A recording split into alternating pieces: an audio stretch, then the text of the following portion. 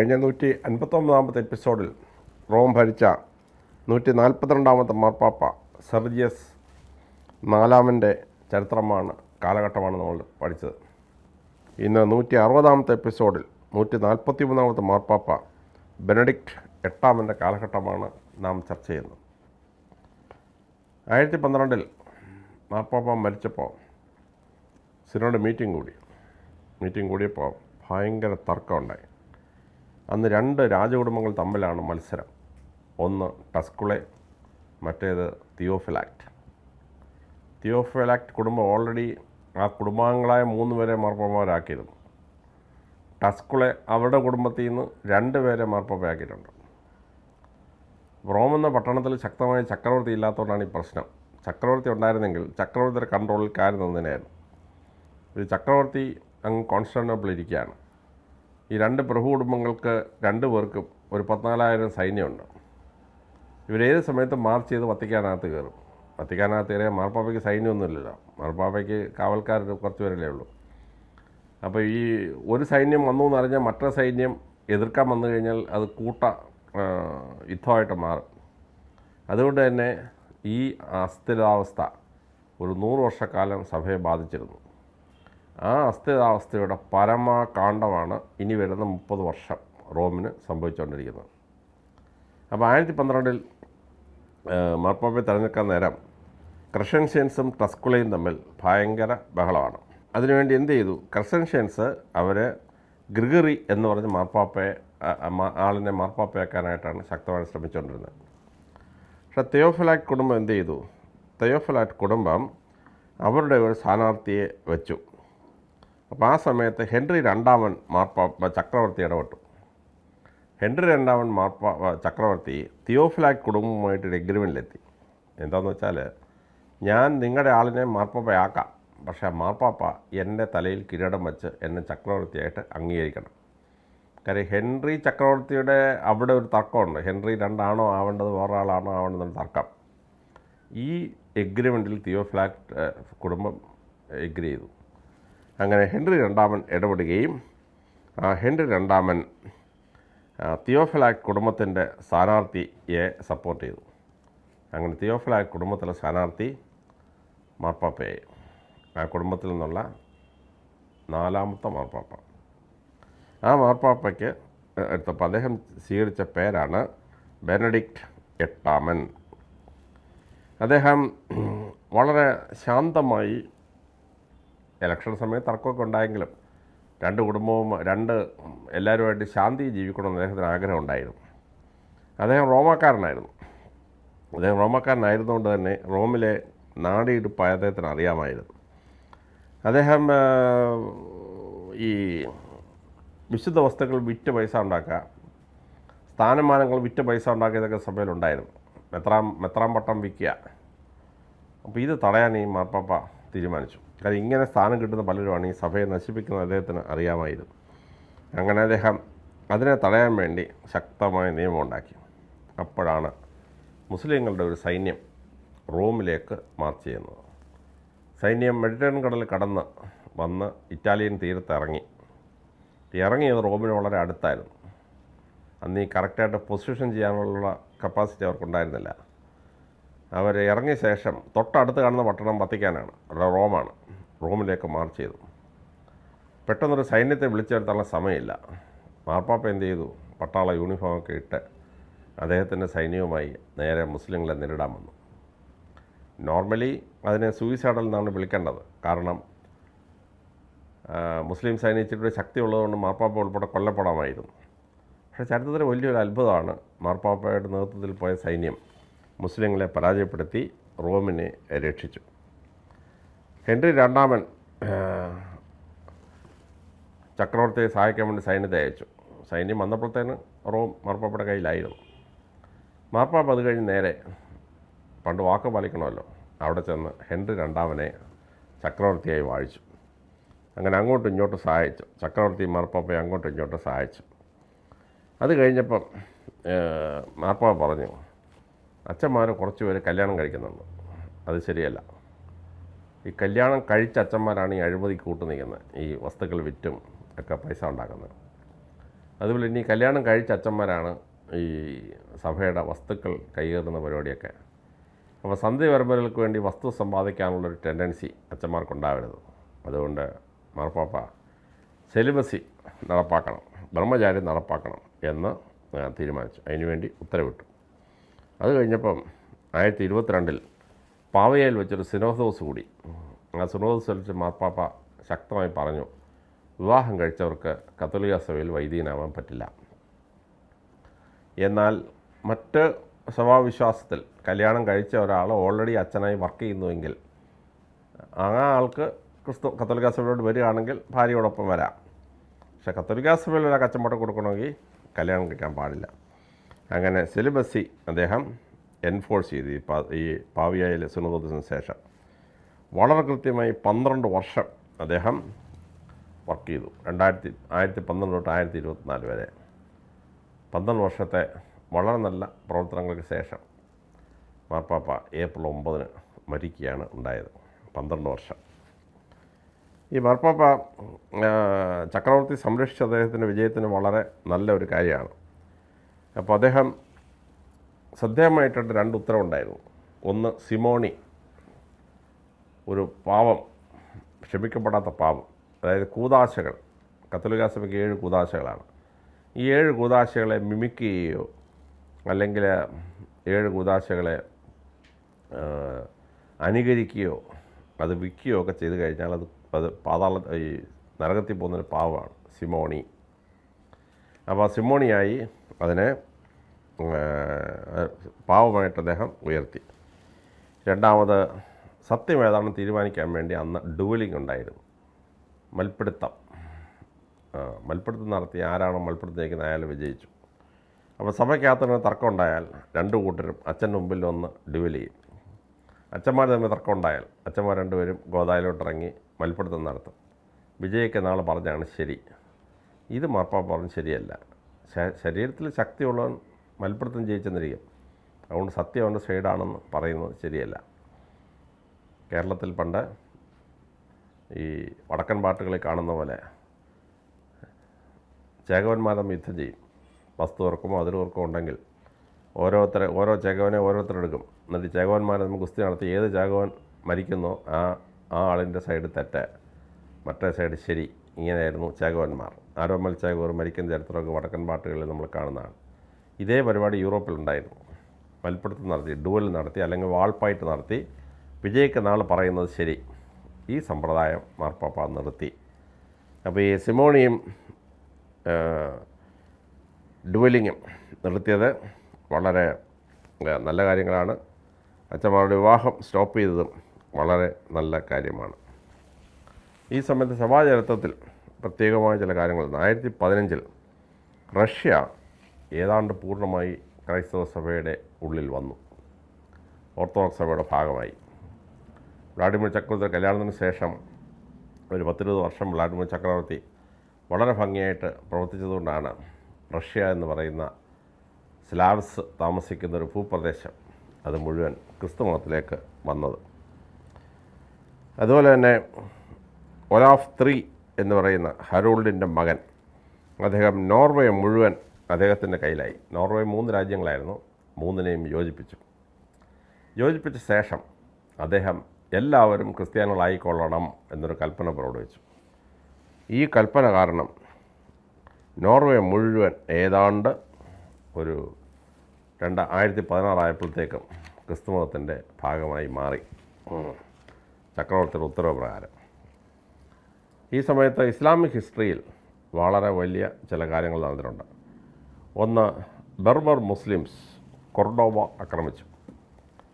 സ്പെയിനിലെ കൊർഡോബ എന്ന് പറയുന്നത് അവരുടെ യൂണിവേഴ്സിറ്റി ആയിരുന്നു. മുസ്ലിംസ് 3 യൂണിവേഴ്സിറ്റിയാണ് ഉണ്ടാക്കിയത്. ഒന്ന് ഇറാഖിലെ ബാഗ്ദാദ് യൂണിവേഴ്സിറ്റി. ഇറാഖിൻ്റെ തലസ്ഥാനം ബാബലോണായിരുന്നു. അവിടുന്ന് തലസ്ഥാനം യൂണിവേഴ്സിറ്റി നിൽക്കുന്ന സ്ഥലത്തോട്ട് വന്നു. അങ്ങനെയാണ് ബാഗ്ദാദ് ഇറാഖിൻ്റെ തലസ്ഥാനമായത്.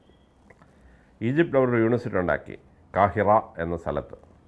ഈജിപ്തിൻ്റെ ശരിയായ തലസ്ഥാനം മെംഫിസ് ആയിരുന്നു. ഈ കാഹിറ എന്ന വാക്കാണ് കൈറോ എന്ന് നമ്മളിപ്പോൾ വിളിക്കുന്നത്. അവിടെ അദ്ദേഹം ഉണ്ടാക്കിയ പ്രസിദ്ധമായ യൂണിവേഴ്സിറ്റിയാണ് അൽ അസർ യൂണിവേഴ്സിറ്റി. 13 കൊല്ലം കഴിഞ്ഞപ്പം തലസ്ഥാനം കൈറോയിലോട്ട് മാറി. സ്പെയിനിൽ മുസ്ലിങ്ങൾ 712 ഭരണത്തിൽ വന്നതാണ്. 300 കൊല്ലമായിട്ട് അവർ ഭരിച്ചുകൊണ്ടിരിക്കുകയാണ്. അപ്പോൾ അവിടെ വടക്ക് നിന്ന് ക്രിസ്ത്യാനികൾ തള്ളിക്കയറിക്കൊണ്ടിരിക്കുകയാണ്. 1000 ആണ്ടുകളായപ്പോഴേക്കും സ്പെയിനിൻ്റെ വടക്ക് ഭാഗം ക്രിസ്ത്യാനിയുടെ കയ്യിൽ തിരിച്ചു കിട്ടി. അങ്ങനെ അരാഗൺ ഡൈനാസ്റ്റിയും ഉൾപ്പെടെയുള്ള ഡൈനാസ്റ്റീസ് ഉണ്ടായി. തെക്ക് ഭാഗം പക്ഷേ മുസ്ലിങ്ങളുടെയാണ്. അവിടെയാണ് മുസ്ലിങ്ങൾ കൊർഡോബ യൂണിവേഴ്സിറ്റി ഉണ്ടാക്കിയത്, സാരസൻസിൻ്റെ കൊർഡോബ യൂണിവേഴ്സിറ്റി. ഈ കൊർഡോബ ക്രിസ്ത്യാനികളെ പിടിക്കും എന്നൊരു ധാരണ വന്നു. ആ സമയത്ത് ബർബേഴ്സ് അവിടെ സഹായത്തിന് വന്നു എന്നാണ്. പക്ഷേ അവരെന്ത് ചെയ്തു? അവർ കൊർഡോബ അങ്ങ് പിടിച്ചെടുത്തു. എന്നിട്ട് അവിടെ കൂട്ടക്കൊല ചെയ്തു. 2000-ഓളം യഹൂദന്മാർ കൊല്ലപ്പെട്ടു എന്നാണ് ചരിത്രത്തിൽ രേഖപ്പെടുത്തിയിരിക്കുന്നത്. കൊർഡോബയിൽ ഒരുപാട് യഹൂദന്മാരുണ്ടായിരുന്നു. അവരെല്ലാം കൊല്ലപ്പെട്ടു. 1920 ഈ മാറ്റ് കാലിഫ് എന്ന് പറയുന്ന കാലിഫ് അൽ ഹക്കീം, അയാൾ മലമുകളിൽ പോയി പ്രാർത്ഥിക്കുന്നൊരു സ്വഭാവം ഉണ്ടായിരുന്നു അയാൾക്ക്. മലമുകളിൽ ഒരു ഗുഹ പോലൊരു സാധനം ഉണ്ടായിരുന്നു. അവിടെ പരിശുദ്ധ പ്രവാചകനായ മുഹമ്മദിനെ പോയി ഹീറാ ഗുഹയിൽ പറിച്ചോളി പ്രാർത്ഥിക്കാൻ പോകും. 1920 ഇയാൾ 3 കുതിരയും ഒട്ടകത്തെ എല്ലാം കൂടെ കൊണ്ടുപോയി ഗുഹയെ പ്രാർത്ഥിക്കാൻ പോയി. പക്ഷേ അയാൾ പിന്നെ തിരിച്ചു വന്നിട്ടില്ല. ഇയാളെ കാണാതായപ്പോൾ, ചക്രവർത്തിയെ കാണാതായപ്പോൾ സൈന്യം എല്ലാം പോയി അന്വേഷിച്ചു. ഇയാൾ പോയ 3 കുതിരയും അവിടെ തന്നെ ഇരിപ്പുണ്ട്. ഇദ്ദേഹം കുപ്പായം മറ്റേതോ കഴിച്ച് പുറത്ത് വെച്ചു, അതവിടെ തന്നെ ഇരിപ്പുണ്ട്. പക്ഷേ ഈ ചക്രവർത്തി മാത്രം കാണുന്നില്ല. അദ്ദേഹത്തിന് എന്താ സംഭവിച്ചത് ഇതുവരെ അറിഞ്ഞൂടാ. അദ്ദേഹത്തിനെതിരെ ഒരു വലിയ വിപ്ലവം അരങ്ങേറാൻ പോവുകയാണ് എന്നൊരു വിവരം ഉണ്ടായിരുന്നു. അദ്ദേഹം മലമുകളിൽ തിരിച്ചു വന്നാൽ അദ്ദേഹത്തെ വിപ്ലവം ഉണ്ടാക്കി കൊല്ലാൻ പരിപാടി ഇട്ടിരുന്നു പറയുന്നു. ഇതറിഞ്ഞ ഈ ഖലീഫ സ്ഥലം വിട്ടതാണെന്ന് ഒരു പ്രബലമായ അഭിപ്രായം. രണ്ടാമത്, ഇങ്ങനെ മലമുകളിൽ പോയി പ്രാർത്ഥിക്കുമ്പം കഷ്ടിച്ചൊരു സെക്യൂരിറ്റി ഗാർഡും അയാൾ മാത്രമേ ഉണ്ടായിരുന്നുള്ളൂ. ഈ സെക്യൂരിറ്റി ഉറങ്ങിയ സമയത്താണ് അയാളെ കാണാതായത്. ഈ ചക്രവർത്തി ഇങ്ങനെ സെക്യൂരിറ്റി ഇല്ലാതെ പോകുമെന്ന് അറിഞ്ഞിട്ട് ആരോടെ പോയി ഇദ്ദേഹത്തെ പിടിച്ച് പൊത്തിക്കെട്ടി കൊണ്ടുപോയി കുഴിച്ചിട്ടു എന്ന് രണ്ടാമതൊരു അഭിപ്രായം. എന്താണ് സംഭവിച്ചത് നമുക്ക് അറിഞ്ഞൂടാ. പക്ഷേ 1920 ഈ മാഡ് മുള്ള പത്രീസ് ബാവയെ ആടിൻ്റെ രക്തം പുരട്ടി സിംഹത്തിൻ്റെ ഗുഹയിലിട്ട് കൊടുത്ത ആ മുള്ള അല്ലെങ്കിൽ കാലിഫ് അപ്രത്യക്ഷനായി. അങ്ങനെ ഫാത്തിമിഡ്സിൻ്റെ ഭരണം പുതിയൊരു ഭരണാധികാരിക്ക് വന്നു. അവരേതാണ്ട് 200 വർഷം ഈജിപ്റ്റ് ഭരിച്ചു. അപ്പോൾ ഇത് രണ്ടെണ്ണം വളരെ ഭംഗിയായി ഇസ്ലാമിക് ഹിസ്റ്ററിയിൽ മനസ്സിലാക്കാനുള്ളതാണ്. ലോക ചരിത്രത്തിൽ പ്രത്യേകമായ ചില സംഭവങ്ങൾ ഉണ്ടായി. 1913 സ്വൈൻ വീണ്ടും ഇംഗ്ലണ്ട് ആക്രമിക്കുന്നത്. 1913 തന്നെ ഗ്രീൻസ്റ്റഡ് ചർച്ച്, പ്രസിദ്ധമായ എസെക്സിലെ പള്ളി, ആ പള്ളി പണി പൂർത്തിയാക്കി. 1914 ഈതൽ റെഡ് നോർവേയിൽ നിന്ന് ഓടി രക്ഷപ്പെട്ടു. സ്വൈൻ ഇംഗ്ലണ്ടിലെ ചക്രവർത്തിയായിരുന്നു. അദ്ദേഹത്തിൻ്റെ പിൻഗാമിയായിട്ടാണ് കന്യൂട്ട് ഭരണത്തിൽ വരുന്നത്. രാജാവിനെ ദൈവവും പ്രകൃതിയും അനുസരിക്കും എന്ന് മുഖസ്തുതിക്കാർ വന്ന് പറഞ്ഞു. രാജാവിനെ ഈ മുഖസ്തുതിക്കാരെന്ന് പരാജയപ്പെടുത്തണം. നമുക്കൊന്ന് പരീക്ഷ കളയാമെന്ന് പറഞ്ഞ് അദ്ദേഹം കടൽ തീരത്ത് പോയി ഒരു സിംഹാസനം ഇട്ട് അവിടെ ഇരുന്നു. എന്നിട്ട് അദ്ദേഹം ഓർഡർ ചെയ്തു, തിരമാലകളാരും കരക്കോട്ട് വരാൻ പാടില്ല, ചക്രവർത്തി ഉത്തരവാണ്, എൻ്റെ രാജ്യത്തിന് തന്നെ തിരമാലയൊന്നും കയറ്റരുതെന്ന് പറഞ്ഞു. പക്ഷേ തിരമാല വന്ന് അയാളുടെ ഇരുന്ന സിംഹാസനത്തിൽ മണ്ടക്കൊണ്ട് അടിച്ചു. അപ്പോൾ മുഖസ്തുതിക്കാർക്ക് മനസ്സിലായി രാജാവ് അവരെ കളിയാക്കാൻ വേണ്ടിയാണ് ചെയ്തതെന്ന്. അങ്ങനെ ചരിത്രത്തിൽ രസകരമായൊരു മനുഷ്യനാണ് ഈ കന്യൂട്ട്. സ്വൈന് ശേഷം കന്യൂട്ട് ഭരണത്തിൽ വന്നു. 1914 ബാറ്റിൽ ഓഫ് കൊണ്ടാർഫ് എന്ന് പറയുന്ന വലിയ യുദ്ധം. നോർസുകാരുടെ മുഴുവൻ സൈന്യവും വന്ന് യുദ്ധത്തിന് വന്നു. ബ്രയൻ ബോറു എന്ന് പറയുന്ന അയർലൻഡിലെ രാജാവ് ഈ നോർസ്മെനെ പരാജയപ്പെടുത്തി. സ്കോട്ട്ലൻഡ് ഓൾറെഡി അവരുടെ കയ്യിലാണ്, ഇംഗ്ലണ്ടിൻ്റെ പല ഭാഗം അവരുടെ കയ്യിലാണ്, ഫ്രാൻസിൻ്റെ തീരം മുഴുവൻ അവരുടെ കയ്യിലാണ്, നോർമൻസ് മുഴുവൻ അവരാണ്. അപ്പോൾ അയർലൻഡ് പിടിക്കാൻ വന്ന ഒരു ഭയങ്കര ശ്രമമായിരുന്നു. പക്ഷേ അയർലൻഡുകാർക്ക് ഈ ബ്രയൻ ബോറു എന്ന വളരെ പ്രഗത്ഭനായ ഒരു ഭരണാധികാരി, അദ്ദേഹം ബാറ്റിൽ ഓഫ് ക്ലോണ്ടാർഫിൽ വെച്ച് അവരെ പരാജയപ്പെടുത്തി. 1915 ഒലാഫ് ഹരോൾസൺ അദ്ദേഹം നോർവേയും പിടിച്ചെടുക്കുകയും അദ്ദേഹം ക്രിസ്തു മതത്തെ നോർവേയുടെ ഔദ്യോഗിക മതമാക്കി മാറ്റുകയും ചെയ്തു. അങ്ങനെ സ്വീഡൻ ഓൾറെഡി ആയിരുന്നു, നോർവേയും ഓൾറെഡി അവരുടെ കയ്യിലായി. തെക്ക് ഡെൻമാർക്ക് ഓൾറെഡി ക്രിസ്ത്യാനിയുടെ കയ്യിലാണ്. അപ്പോൾ സ്കാൻഡിനേവിയൻ കൺട്രീസ് എന്ന് വിളിക്കപ്പെടുന്ന സ്വീഡൻ, നോർവേ ആൻഡ് ഡെൻമാർക്ക്, ഈ 3 രാജ്യങ്ങൾ ക്രിസ്തുമതത്തിലെത്തി. സ്കാൻഡിനേവിയൻ കോൺക്വസ്റ്റാണ്. സ്കാൻഡിനേവിയയിൽ നിന്ന് പുറപ്പെട്ടു വന്ന നോർസ്മെൻ, വൈക്കിംഗ് അങ്ങനെയുള്ള ജനവിഭാഗം ഈസ്റ്റേൺ യൂറോപ്പിൽ ഫ്രാൻസിൻ്റെ തീരത്ത് അവർ ഓൾറെഡി ക്രിസ്ത്യാനികളായിരുന്നു. വ്ളാഡിമിർ ചക്രവർത്തിയിലൂടെ റഷ്യയും ക്രിസ്തുമതത്തിലെത്തി. അപ്പോൾ ഈ സ്കാൻഡിനേവിയൻ കൺട്രീസിൽ നിന്ന് വരുന്ന നോർസ്മെൻ്റെ 3 വിഭാഗങ്ങളും ക്രിസ്തുമതത്തിലെത്തി എന്നുള്ളത് വളരെ ശ്രദ്ധേയമായ ഒരു കാര്യമാണ്. 1916 ഈതൽറെഡ് ദ അൺറെഡി എന്ന് പറയപ്പെടുന്ന പ്രസിദ്ധനായ രാജാവ്, അയാൾ മരിച്ചു. ഈതൽറെഡ് ദി അൺറെഡി മരിച്ചു കഴിഞ്ഞപ്പോൾ എഡ്മണ്ട് ദ അയൺസൈഡ് അദ്ദേഹം ഭരണത്തിൽ വന്നു. എഡ്മണ്ട് ദ അയൺസൈഡും കന്യൂട്ടും തമ്മിൽ വഴക്കായി. ആ വഴക്ക് നടക്കുന്ന സമയത്ത് എഡ്മണ്ട് മരിച്ചു. വ്ളാഡിമിർ കീവിൻ്റെ ഭരണാധികാരിയായി ഭരിച്ചു. അദ്ദേഹം മകനായ യാരോസ്ലാവിനെ അദ്ദേഹത്തിൻ്റെ പിൻഗാമിയാക്കി. 1916 അങ്ങനെ വ്ളാഡിമിർ ചരിത്രത്തിൽ നിന്ന് പോവുകയാണ്. പക്ഷേ 1916 വ്ളാഡിമിർ പോയപ്പോഴും 20-23 വർഷം കൊണ്ട് റഷ്യ മുഴുവൻ ക്രിസ്തുമതത്തിലേക്ക് കൊണ്ടുവരാൻ വ്ളാഡിമിറിന് കഴിഞ്ഞിരുന്നു. 1917 കന്യൂട്ട് ഇംഗ്ലണ്ടിനെ 4 ഏൾഡമായി വിഭജിച്ചത്. ഭരണപരമായ സൗകര്യത്തിന് ചെയ്തതാണെങ്കിലും അത് ചരിത്രത്തിൽ വലിയ മാറ്റം ഉണ്ടാക്കി. 1914 വേംസ് കത്തീഡ്രൽ, വിശ്വപ്രസിദ്ധമായ വേംസ് കത്തീഡ്രൽ. മാർട്ടിൻ ലൂതറും പ്രൊട്ടസ്റ്റന്റ് റവല്യൂഷനും വരുമ്പം ഈ വേംസ് കത്തീഡ്രൽ പ്രൊട്ടസ്റ്റന്റ് റവല്യൂഷൻ്റെ ഒരു ക്യാപിറ്റൽ പോലെ ഹെഡ്ക്വാർട്ടേഴ്സ് ആയിരുന്നു. ആ വേംസ് കത്തീഡ്രൽ പണിയുന്നത് 1916 പൂർത്തിയായി. ആ കത്തീഡ്രലാണ് പിന്നെ ഒരു 500 വർഷങ്ങൾക്ക് ശേഷം ചരിത്രപ്രസിദ്ധമായ ഡയറ്റ് ഓഫ് വേംസ് ഉൾപ്പെടെയുള്ള സംഭവങ്ങൾ നടക്കുന്നത്.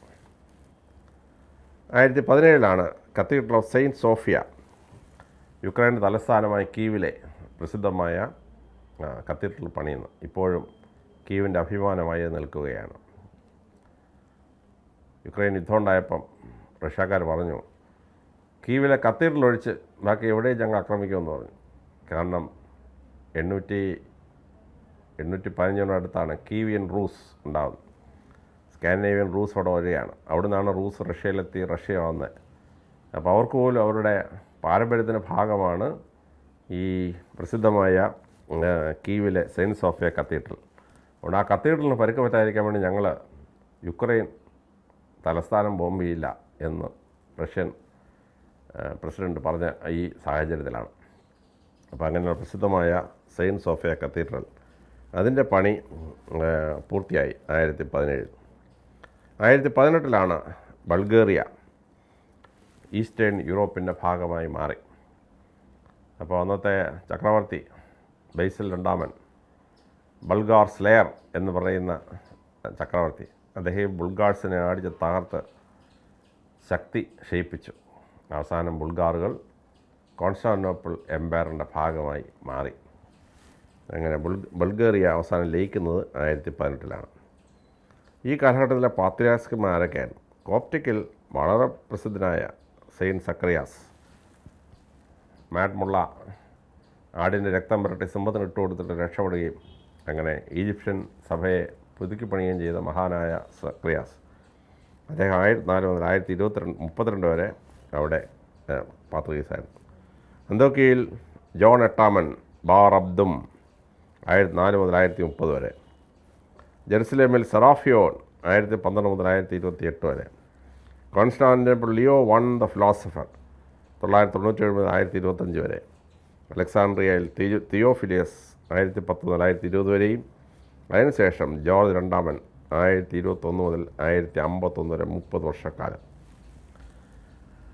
ഈ 5 പാത്രികീസ്മാർക്കും 20-25 വർഷത്തെ ഭരണം കിട്ടി. ഒരാൾക്ക് 40 വർഷത്തെ ഭരണം കിട്ടി.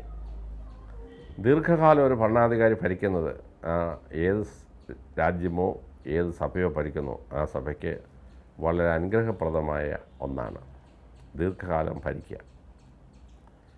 ഈ വലിയ ദീർഘകാലത്തെ ഭരണം ആ സഭകളെ ശക്തിപ്പെടുത്താൻ കാരണഭൂതമായി.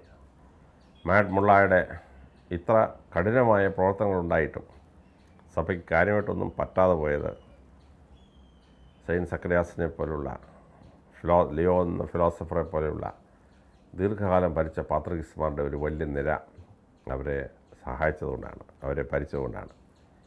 ഈ വലിയ ഭരണം ഈസ്റ്റേൺ സഭകളെ അല്ലെങ്കിൽ ഓർത്തഡോക്സ് സഭകളെ ശക്തിപ്പെടുത്തിയ ഒന്നാണ്. മാർപ്പാപ്പയുടെ കാലഘട്ടം വളരെ കുറവായിരുന്നു. 1 കൊല്ലം 2 കൊല്ലം 3 കൊല്ലമൊക്കെ ആയിരുന്നു. ഇപ്പോഴാണ് ഒരു മാർപ്പാപ്പയ്ക്ക് 12 കൊല്ലം കിട്ടിയത്. അപ്പോൾ ഒരു 75 കൊല്ലത്തെ ചരിത്രത്തിൽ ഷോർട്ട് ലീവ്ഡ് പോപ്സ് ആയിരുന്നു. പക്ഷേ പാത്രീസ്മാർക്ക് കാലഘട്ടം കിട്ടി. അതുകൊണ്ട് കോപ്റ്റിക് സഭയും അന്ത്യോക്യൻ സഭയും ഗ്രീക്ക് കോൺസ്റ്റാന്റിനോപ്പിൾ ബൈസാനിയൻ സഭയൊക്കെ ശക്തിപ്പെടാൻ കാരണമായി. ഈ സമയത്ത് ഭാഗ്യവശാൽ ബേസിൽ രണ്ടാമൻ ബൾഗാർ ടോണസ് അല്ലെങ്കിൽ ബൾഗാർ സ്ലെയർ 976 മുതൽ 1025 വരെ ബൈസാന്യൻ ചക്രവർത്തിയായിരുന്നു. പ്രഗത്ഭനായ ചക്രവർത്തി ബൈസാന്യൻ എംപയർ പിന്നെ ഒരു 10-300 വർഷം നിലനിൽക്കാനുള്ള അടിത്തറ പാകിയിട്ടാണ് പോയത്. റഷ്യയും ഈസ്റ്റേൺ യൂറോപ്പിനെയും ക്രിസ്തുസഭയിലേക്ക് കൊണ്ടുവരാനും കാരണം ഈ ബേസിൽ രണ്ടാമനും അദ്ദേഹത്തിൻ്റെ മകൾ ആനി രാജകുമാരിയുമായിരുന്നു. ഈ മഹാന്മാരുടെ ഒരു നിര ഭരിച്ച ഈ കാലഘട്ടത്തിന് ശേഷം ഇനി അടുത്ത എപ്പിസോഡ് നമുക്ക് അടുത്ത മാർപ്പാപ്പയെ പറ്റി ചർച്ച ചെയ്യാം.